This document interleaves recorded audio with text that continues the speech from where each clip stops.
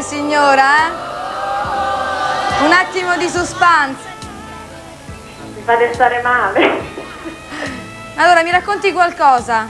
Lei lavora? No, purtroppo no. Purtroppo no. No. Quanti anni ha? 32. 32. È sposata? Sì. Sì, quanti figli ha?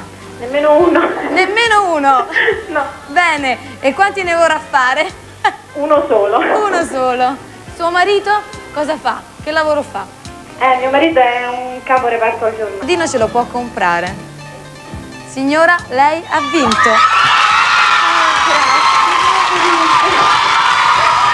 È da tanto che volevo dirlo. 50 milioni e 300.000 lire. Finalmente mia nonna uscirà dal notaio.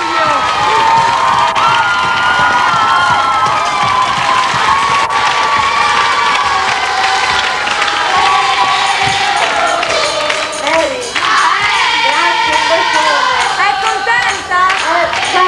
Anche mia nonna, così finalmente potrà uscire tranquillamente. Un bacione anche a sua nonna. Mi raccomando, si compri un bel giardino. Senti, devo aspettare in linea? No, non credo. Vediamo cosa mi dicono. Va bene, lei aspetti in linea.